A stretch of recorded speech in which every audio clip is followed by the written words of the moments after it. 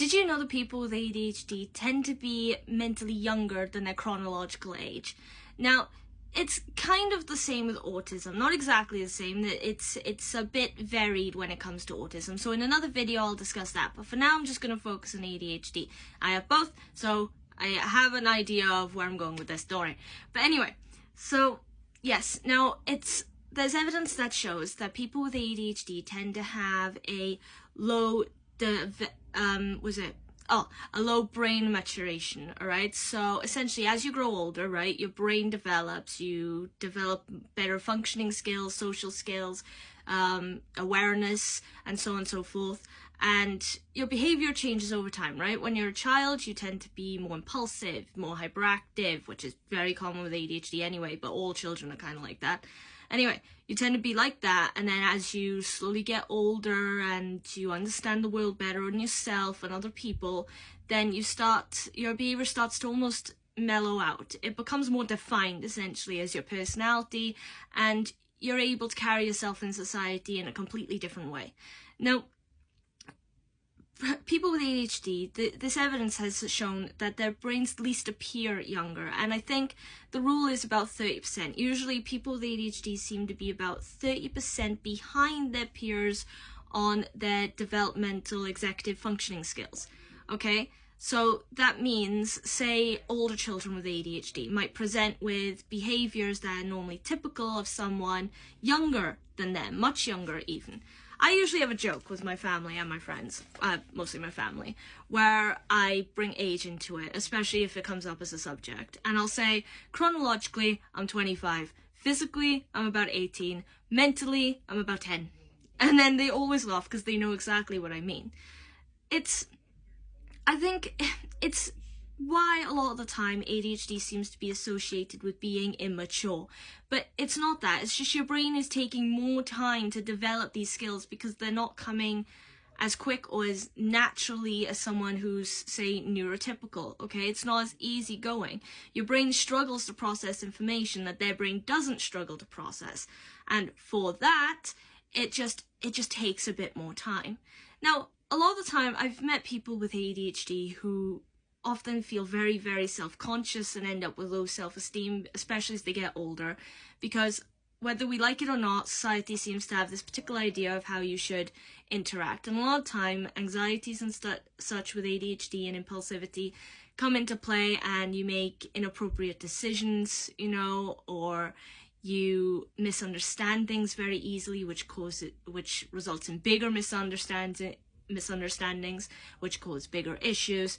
And it's a bit, I don't want to say unfair, but it's hard, really, because, for instance, now myself, I usually try to carry myself with a sort of sense of maturity, in the way I talk, in the way that I act, but at the same time, part of me associates being too mature with also being boring and lifeless. And because of that, I try to be a little bit more bubbly when I'm out and about, regardless of my age, and I'm okay with that. But at the same time, there have been plenty of situations when something's happened unexpectedly, something has triggered my emotions, something has triggered my anxieties massively, or my stress, and I misunderstood something, or I've done something wrong, and I've had a complete panic attack. And the thing is, in those moments, it's like part of my brain is trying to tell me, stop, you are acting like a child, don't do this, because people are staring, because you can see the look in people's eyes. A lot of the time, people tend to look at you like wide-eyed, like, okay, don't know how to deal with this, or roll your eyes, and that always makes me feel much, much worse. It makes me feel like I'm being judged, it makes me feel like I'm being looked down on, and considering my age at the time, when you're a kid, if that happens, it's almost like part of you expects it to happen. You're small and you're a child, but when you're older, when you're an adult, you want to be on equal footing, you want to be respected, you want to be viewed independently, and because of that, then it makes you feel inferior, essentially, and like I said, looked down on, or sometimes patronized, and it's not a good feeling. It's horrible. That's the basis of what I can say for that. But now, in those situations when I've panicked, it's like part of me is like, I wanna run, I wanna find someone who can help me, I need to do something, I wanna run away, I wanna hide, which is something typical of kids when they have tantrums, right? But I know I'm an adult, so I shouldn't run, I shouldn't hide, I need to fix it, or I need to act like I know what I'm doing, even if I don't. And it's taken me a very long time to get around to the idea, hang on, okay, sometimes things are gonna throw me for a loop. If they do, you know, and I know it, and I'm struggling to think clearly, or I can't handle it myself, just find someone who can help me, you know, trust that someone will be there, or phone my mother, because my mother understands, and she's able to calm me down and talk me through it step by step.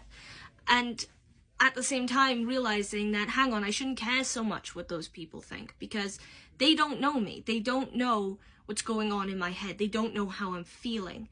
And it's like, I think the problem is a lot of the time you're worried about how people looking at you, and they're probably thinking, oh my god, she's acting like such a child, you know, or they're thinking negative thoughts about you. But you don't know what people are thinking. They might just feel a bit stressed because they don't know how to help. So that's where I've gotten now in my head. But this is the thing, because with children when they have ADHD, you kind of expect them to act up a little bit. When they get older, a little bit older, then you tend to think, right, okay, now's about the time that you should be, you know, kind of acting like everybody else your age, and then not, and you're like, oh, it's okay, they're still young, they're still young. A teenager, some teenagers are really mature, and some of them are really childish and a little bit unwise. Yeah, but again, kind of expected. But then when you're an adult, it's like this instant, people expect you to act a certain way, and when you're an adult, you kind of want people to treat you a certain way. But it doesn't always work out that way because of, like, being mentally younger. Now, it depends, of course, with some people, you know, it depends on your personality and your upbringing, methods, you know, that you use or the doctors helped you with, how badly that kind of affects you. And it's like people with severe, you know, behavioral issues when it comes to ADHD are probably going to act more immature from time to time than someone with less severe physical issues. So, and that's what it's like. It's like one of my brothers, he's a teenager now, but sometimes he acts like a 3-year-old or like a 2-year-old, like when it comes to his tantrums or his nagging, like he can't understand, he wants something and he can't understand why he can't have it. And then the youngest of my brothers, he's actually sometimes acts older than he is, almost like the older brother instead of the younger brother. So it can happen the other way around as well.